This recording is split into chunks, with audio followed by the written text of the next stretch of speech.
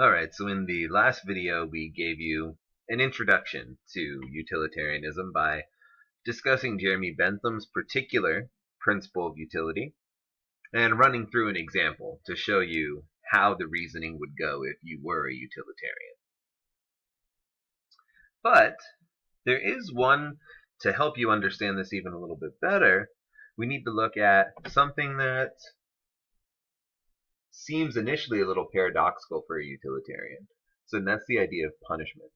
So we have this intuitive feeling that people should be punished, and it's justifiable for us to punish them when they've done something severely wrong, right? So when somebody murders or steals, so on and so forth, we think punishment is justified. But at least initially, it's not clear how you're going to justify that if you're a utilitarian, right? Because punishment will necessarily cause pain, right? That's what punishment is. Punishment causes pain to the individual, whether it's locking them up in prison and causing them some mental distress, right? Because they no longer have the freedom they once had, or whether it's actually inflicting other physical pain on them. So if punishment is just pain, how can we justify it? Well, Bentham claims that punishment can be justified because it deters future crime. And when we deter future crime, we're deterring future pain. So this settles one important question about morality. Right? Some people ask whether we should punish people for retribution, right, to seek vengeance, to even things out in the world. And other people think we should only punish because it is a deterrent. And Bentham, as a utilitarian, has to claim that the only way to justify punishment is as a deterrent.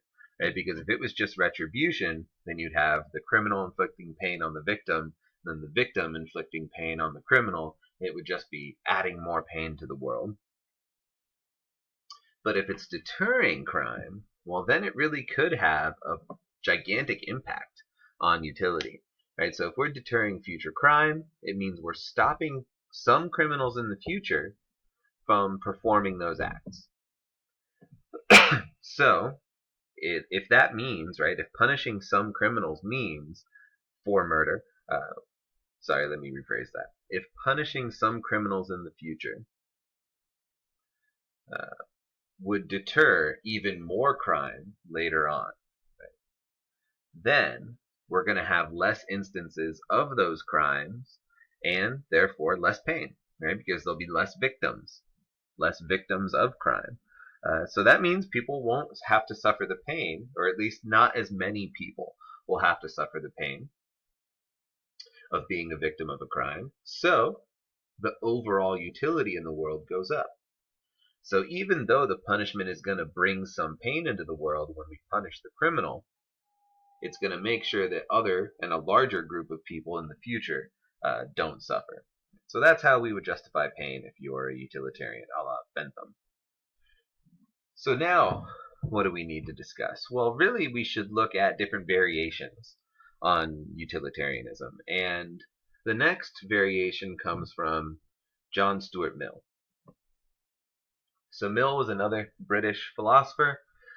He was a utilitarian as well, and he thought that Bentham was mostly right. So really, morality is just a function of pain and pleasure. Right? We're morally obligated to maximize utility and pleasure in the world.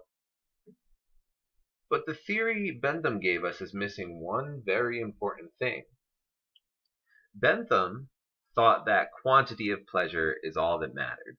Right? So if you're sitting on your phone playing, there's all sorts of stupid games you can play on your phone, right? So don't think of like one of the high-end games. Think of maybe Minesweeper, or think of there's this game on, I'm probably going to ruin some lives right now.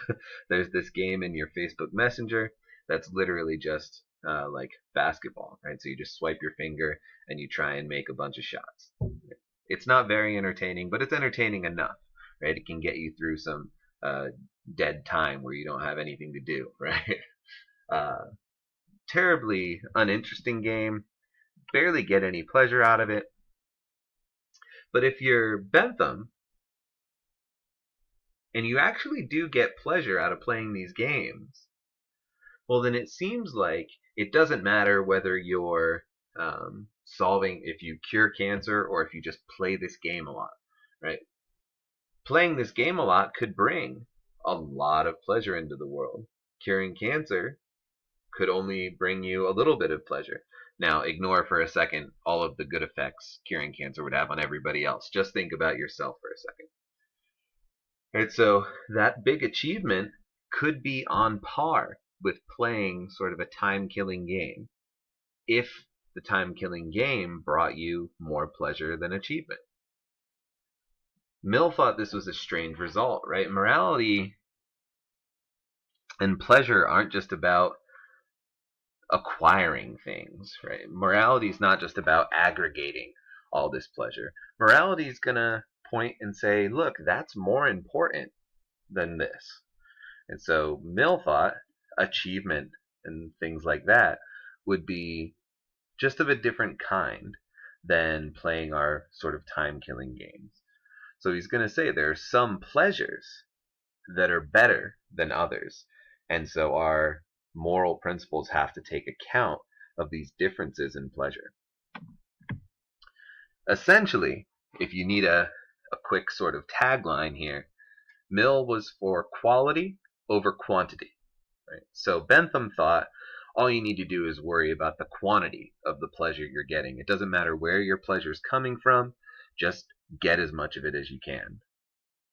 Mill thought, no, we need quality. It's not enough to just amass a bunch of pleasure. We have to worry about the types of pleasure we're getting. And so Mill thought there were higher and lower pleasures. And the higher pleasures are normally associated with the types of pleasures we get from exercising our mental capacities. Right? So when we can contemplate the meaning of life, or contemplate morality, or achieve something, or solve an important problem, or form loving relationships, right? These are mental pleasures that we get, and these are higher pleasures. In contrast, he thinks there are lower pleasures, and those are mostly the pleasures that we associate with the body. Right, so the pleasure you get from eating and sleeping and having sex and so on and so forth. Right, those are all important. They're pleasures still, but they're not as important as the higher pleasures. At least that's what Mill thinks. Right? He thinks the quality of these mental pleasures is just above those of the body. And so think about this for a second. Is there something to what Mill's saying? Or should we just go back to Bentham? So think the following two examples. Which life would you prefer to have? Just a normal human life? So that's going to be a life where we have our mental capacities, so we get mental pleasure. We have our bodily capacities, so we have bodily pleasure. And there's going to be a mix of pain and pleasure. Right? It's just an average human life. We're going to have some pain, have some good stuff happen to us, and we'll have a mix between. Now, the other option is to live the perfect pig life. So what does that mean? It means you'd never struggle for food, you could mate whenever you wanted to, you'd have perfect mud for wallowing in, so on and so forth, right? Whatever you think would be the perfect pig life, you could do that instead. So you could be a normal human and live a normal human life, or you could live the perfect pig life. So obviously it's clear what Mill thinks, but what do you think? Which would you prefer? Take a second to think about that. If you take the perfect pig life, you have no pain, right? It's all pleasure from beginning to end. Okay, so hopefully you've thought about it a little bit, have an opinion here. Mill thinks, and it's pretty common for everybody else to think, right, that, yeah, we'd all choose the human life, right? There's just something more there. It'd be cool to have a pig life of infinite pleasure, but we'd be missing out on something else that we would get if we were a human. Right? So hopefully you're feeling that way. That's the intuitive way. I'm sure some of you will disagree, but the majority of people tend to agree with Mill here, that there's something more important than just the pig life. Right? There's something important about being a human. And so if that's true, well, then Mill's explanation fits in perfectly. Right? The pig doesn't have the capacity, uh, not even close to on par with the way humans have these mental capacities. So if you feel there's something more important about a human life, living a human life than living a pig life, well, then that might be because we have these mental pleasures that we couldn't have if we were just a pig, right? So Mill thinks that even though the pig gets infinite pleasure, it's getting infinite lower pleasure. Since we as humans can get that higher pleasure, and higher pleasure is more valuable, well, then that's going to bring more utility into the world, right? So Mill's famous for saying, it's better to be a human dissatisfied than a pig satisfied. Better to be Socrates dissatisfied than a fool satisfied.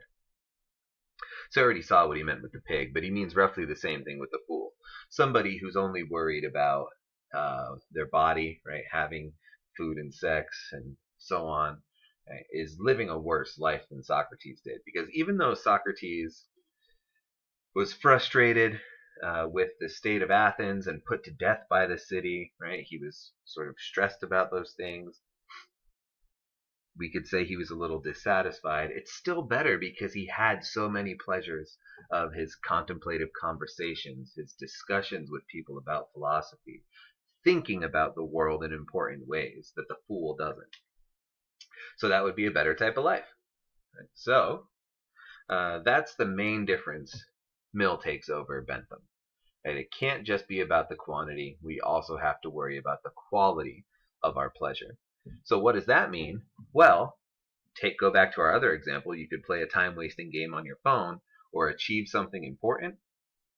Even if they both brought 50 units of pleasure, Mill would say the time-wasting game brings 50 units of lower pleasure. So even though they both bring 50 units, they're of a different type. Right? So this achievement would be far more valuable, so you're morally obligated to do that because it brings more overall utility into the world because it's of a higher kind.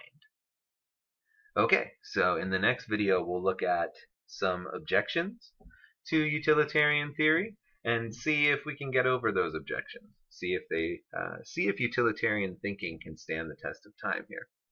Okay, thank you.